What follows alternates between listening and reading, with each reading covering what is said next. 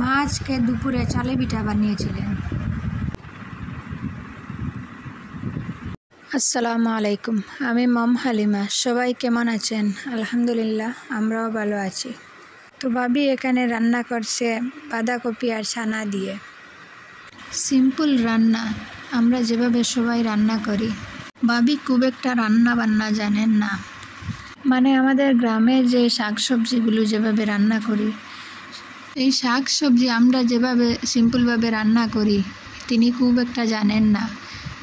আগে তো একদমই পারতেন না, এখন একটু একটু শিখছে। কারণ উনি আমাদের এখানকার নয়, ওনার বাড়ি হচ্ছে বেঙ্গালুরু, কর্ণাটক।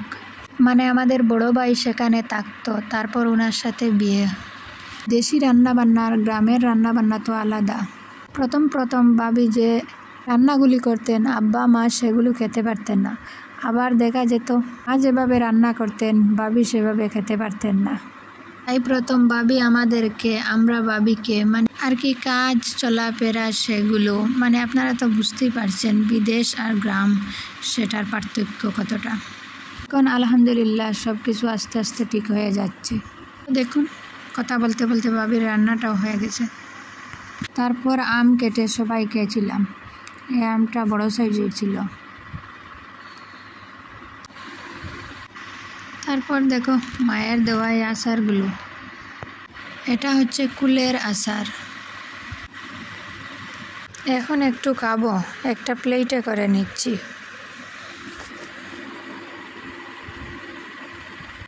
তারপরে দেখি আরেকটি আচার, সেটা হচ্ছে আমের আচার, সেটাও একটু নিয়ে নিলাম।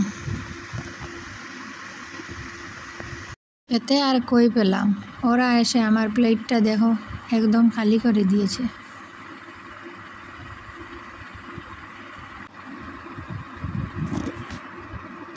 মেয়ে আর বাইজি।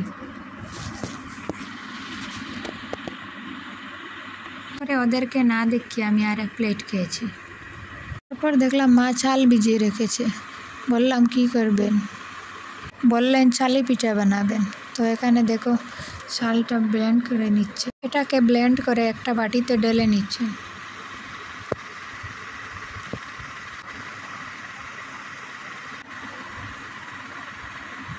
তারপরে এটাতে লবণ, চিনি, জল দিয়ে এর সাথে ভালো করে মিশিয়ে নেবেন।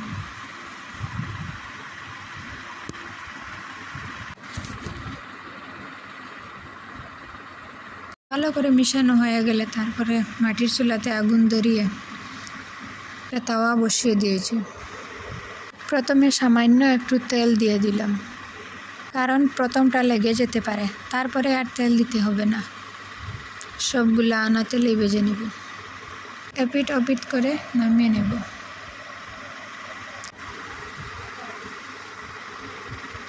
তারপরে আস্তে আস্তে একটা একটা করে তেল ছাড়া ঢাকনা দিয়ে ঢেকে কিছুক্ষণ সময় রেখে তারপরে নামিয়ে নেব।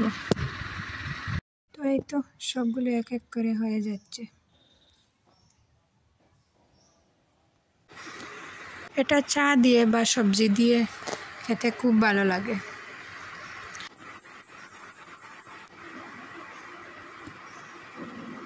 আগে মা প্রায় রোজ সকালে এটা বানাতেন। এখন আর মায়ের শরীরটা অতটা ভালো নেই, তাও যা পারেন করেন। তো আজকের ভিডিওটা এখানে শেষ করব।